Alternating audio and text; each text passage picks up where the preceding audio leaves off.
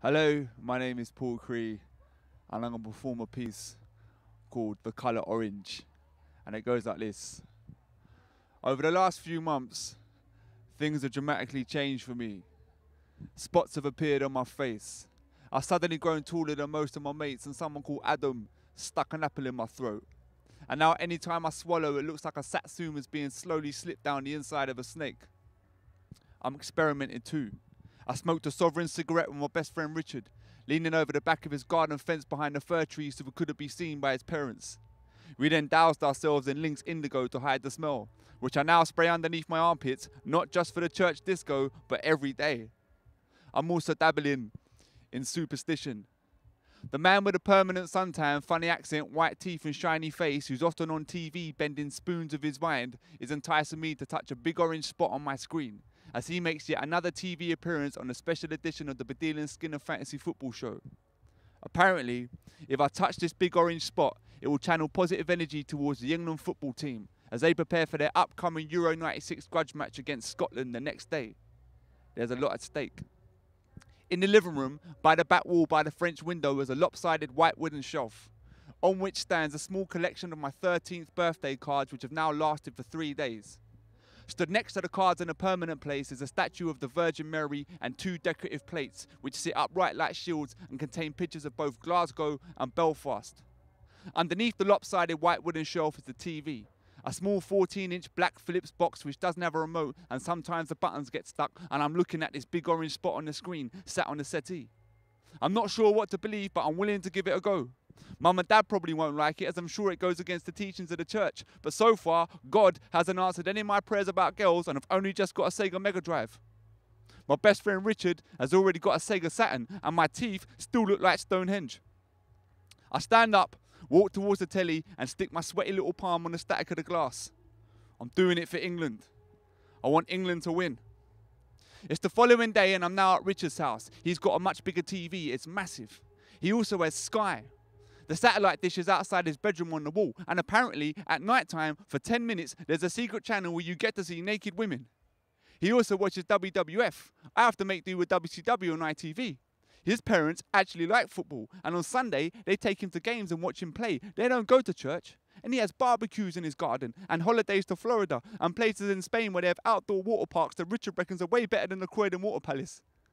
My family sit around playing guitars and other weird instruments with strings and sing silly sounding songs in Irish accents. I rode my brand new bike to Richard's house that I got for my birthday. Well, I say brand new. It's second hand. But it's my first ever mountain bike. It's got Shimano gears and rhino horns. Richard's got 2. He keeps one spare.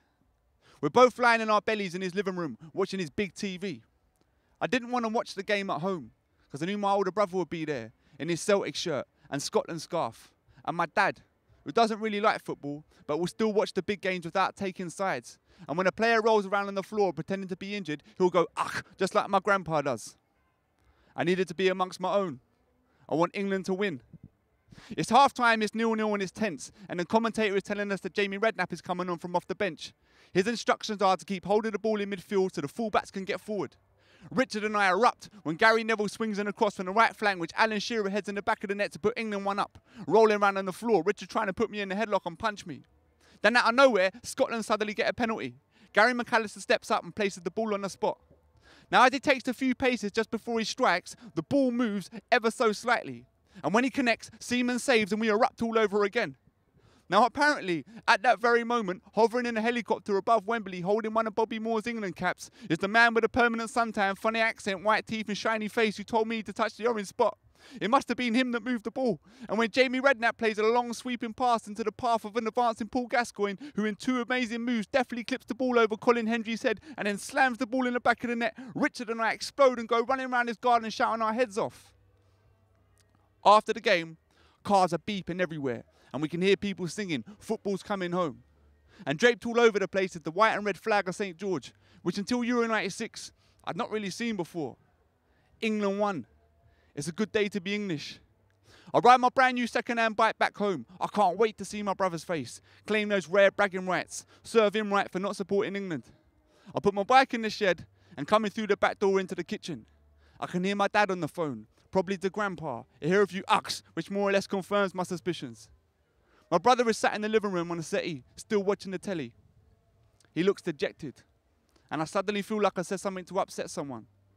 Except I haven't said anything. But I feel bad, so I decide not to gloat. I instead try and make light of it by telling him how I touched the orange spot on the telly the night before, and that the man with a permanent suntan, funny accent, white teeth and shiny face was in a helicopter above Wembley and must have made Gary McAllister miss his penalty. My brother doesn't look at me.